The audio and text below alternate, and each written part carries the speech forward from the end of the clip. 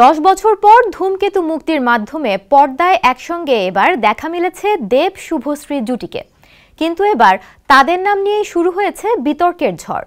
শুভশ্রীকে নিয়ে করা দেবের একটি মন্তব্যই যেন আগুনে ঘি ঢেলেছে টালিপাড়ায়। বিস্তারিত ডেস্ক রিপোর্টে।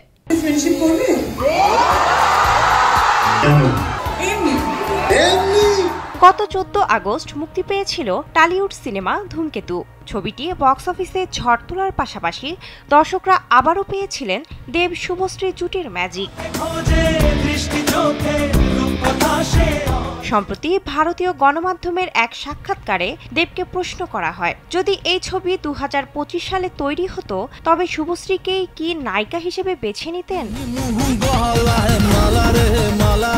নায়কের সোজাসাপটা জবাব, শুভশ্রী এখন 2 সন্তানের মা। তার মুখের ইনোসেন্স ও সারল্য নষ্ট হয়ে গেছে, তাই নায়িকা নয় বরং হয়তো কোনো পার্শ্ব চরিত্রে কাস্ট করতেন।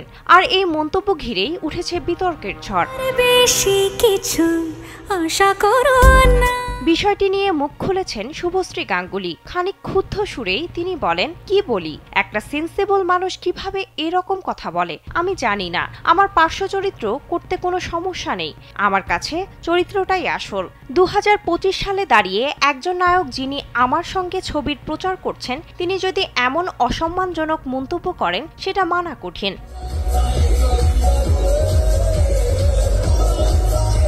এখানেই শেষ নয়। সাংবাদিকদের প্রশ্নে আবার দেব শুভশ্রীকে একসঙ্গে বড় পর্দায় দেখার সম্ভাবনা নিয়েও বেশ কড়া সুরে নায়িকা বলেন, আমি এসব জানি না, মা হয়ে গেছি, মুখের সারল্য নেই।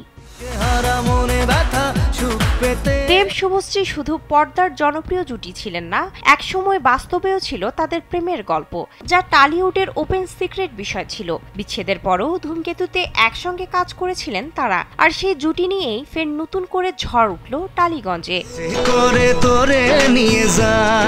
বিনোদন ডেস্ক, কালবেলা।